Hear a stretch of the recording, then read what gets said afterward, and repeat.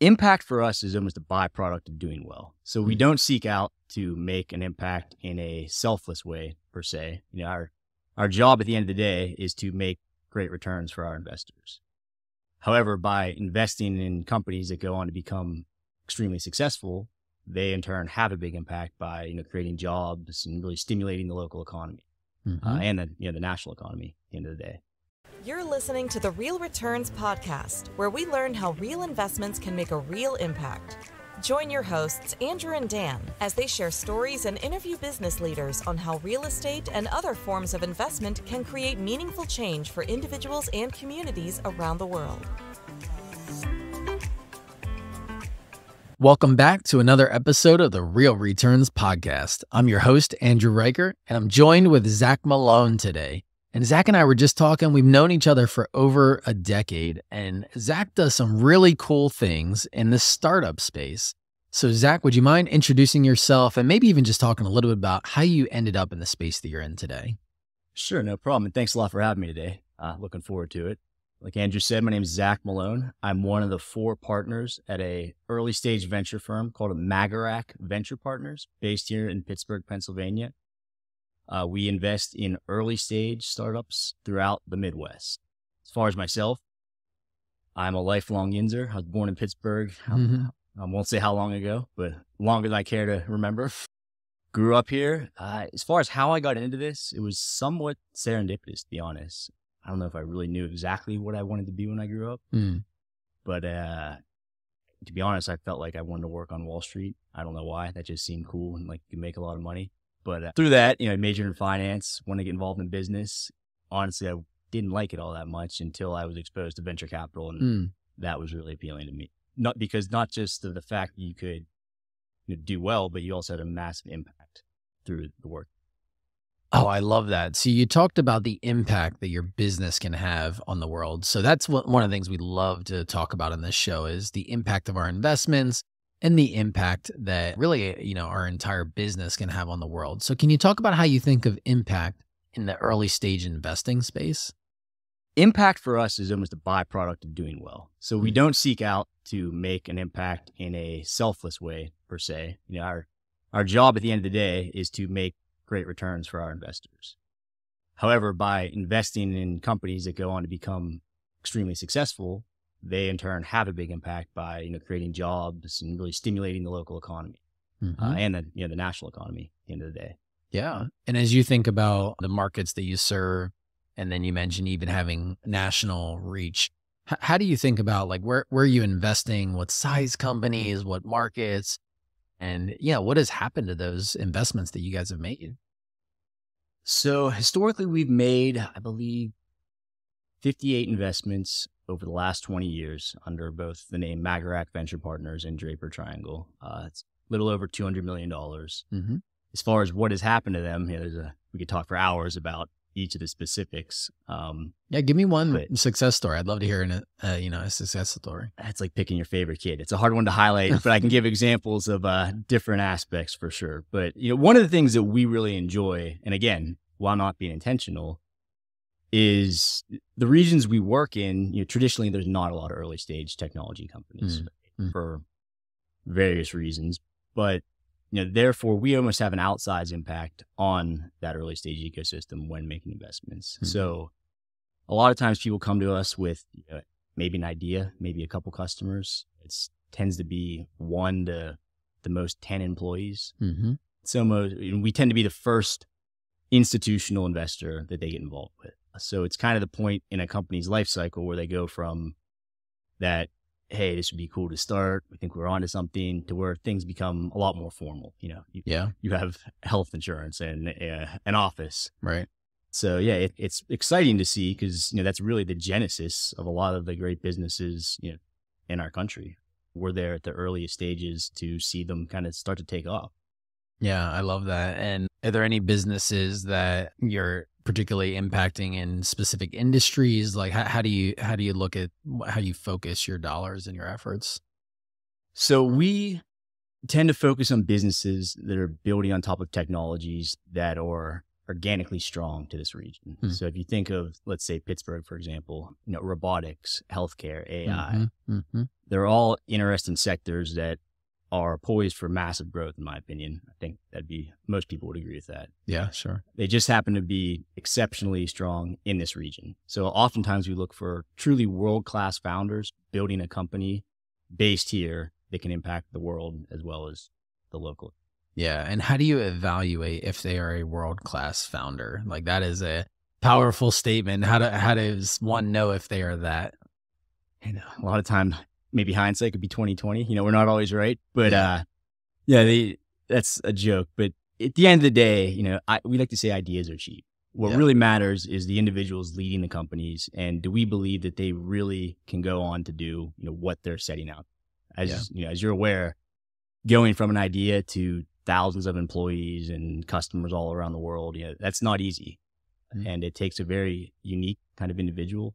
I do think this region helps develop those types of people, right? Anytime there's a level of scarcity, say, for example, capital available to them, you have to work extra hard just to get to the point where you really can try to prove yourself in the business world.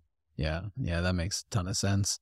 So as you think about the impact of your, investments, your dollars, what size check are you typically writing? Are you putting together syndication of other investors? And what is the impact that typically has on the startup? Is it like the amount that they need to get them to the next level, or is it the amount that they need to get them to profitability? How do you think of that? So for our firm, we write checks anywhere between $500,000 up to $3 or $4 million, typically around 2. That's the average. I'd say that's fairly standard for an early stage venture firm. As far as the impact, again, it's kind of when the company starts to formalize their business process and really become relevant or not relevant. Yeah. Kind of depends. As far as syndication, absolutely. We like to have other investors around the table to help maybe support the company through the down times. Plus, everyone has their own unique networks. So having access to those networks can be extremely valuable, especially in the earlier stages.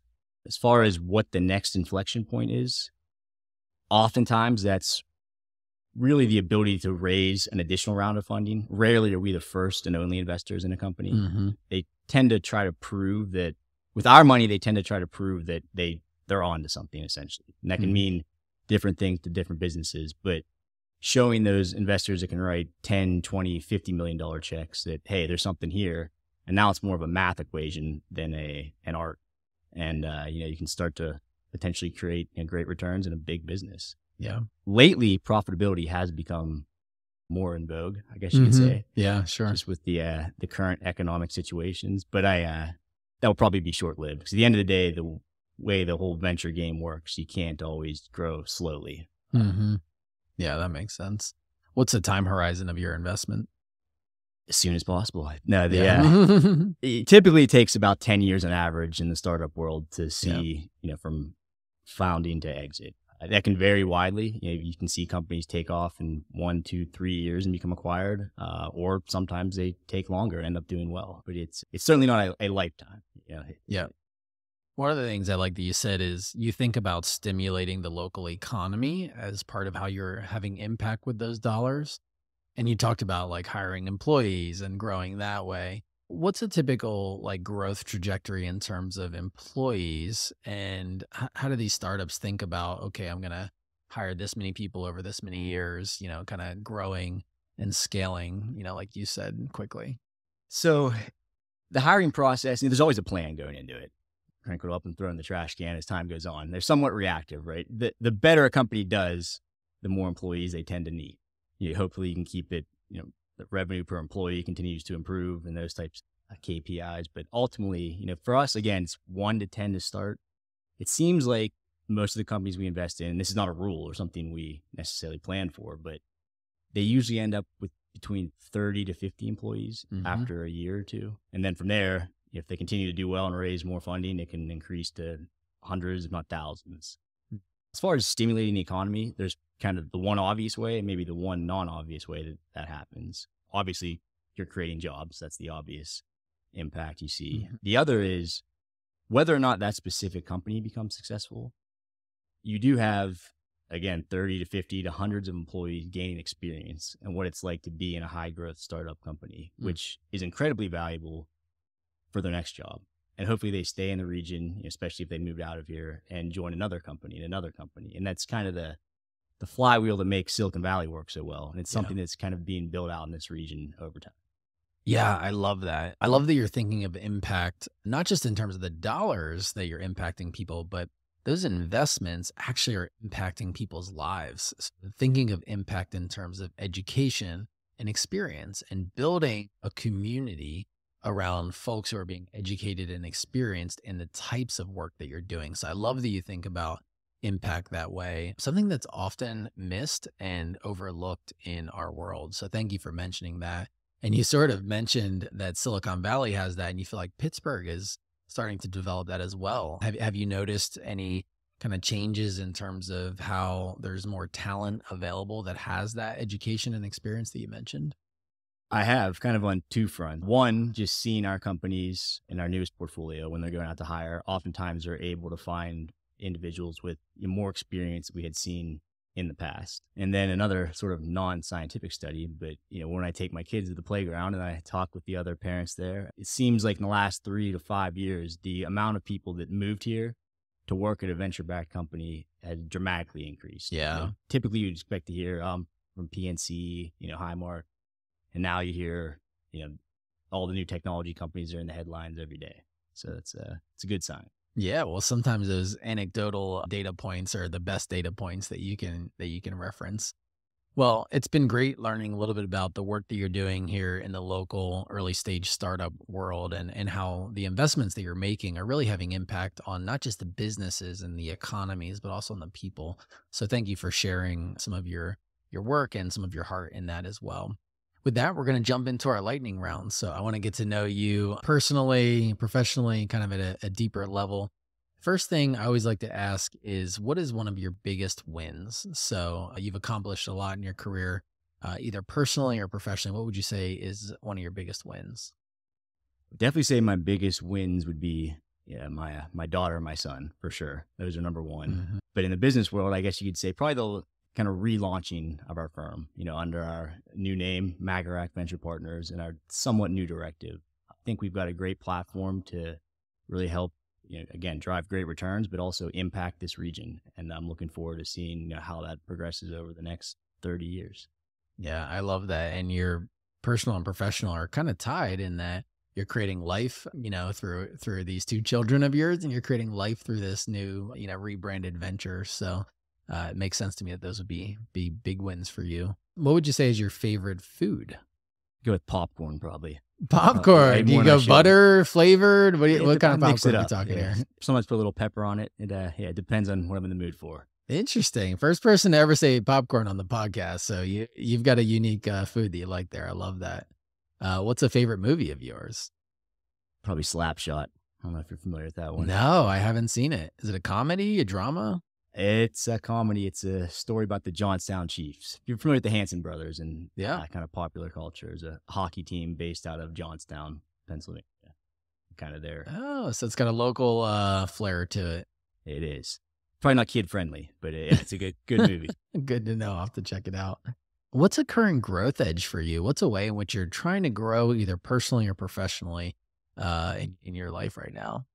That's a great question.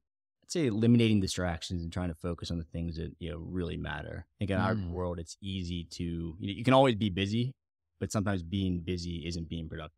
You're trying to focus more on the truth. Being more productive instead of being busy. I love that. Thank you. And what's some really good content that you're taking in these days to either hone your craft or get better at what you do? Could be a podcast, could be a book. What are some things you're taking in these days? There's so much you can listen to or read in our world as far as just staying up to date on new technology, business trends. It can kind of be overwhelming. It'd be hard to narrow down on one specific outlet that I really like. I will say that our best knowledge tends to come from talking with founders that we either invest in or may not invest in, but through the discussions and getting to know them. I mean, it's true on the ground access to what's really happening in the world and the people building it. And I tend to find that's the best way to really understand what's truly happening. Yeah, that's really good. Yeah, you got to have your finger on the pulse of what's happening in your business. All right, last question. How can folks get in touch with you? Maybe they are an investor that wants to invest in early stage companies, or maybe they're an entrepreneur that is looking to have a capital raise, how can they get in touch with you? Email is probably the best way, and try to get back as quickly as possible. It's Zach, Z-A-C-H, at Magarac, Magarac.vc. It may take me a couple hours, but I will get back to you. Sounds great. Well, hey, thanks so much, Zach, for being on the show. I learned a ton about how you think of impact in the early stage VC world. And I think there's really a huge opportunity there for folks to be thinking about the impact of their dollars, not just from a financial return perspective, but also the impact that it has on communities and on people's lives from that experience and education that you talked about. So thanks for being on the show, and thanks to our listeners for listening in. Thanks for having me. Thank you for joining us for this episode of the Real Returns Podcast. We hope that you learned something new about how you can invest to make a lasting impact on those around you. Please be sure to subscribe to our show wherever you listen to your podcasts, leave us a review, and share about us on social media. We hope you will join us for our next episode, where we will be continuing the conversation around impactful real estate investing.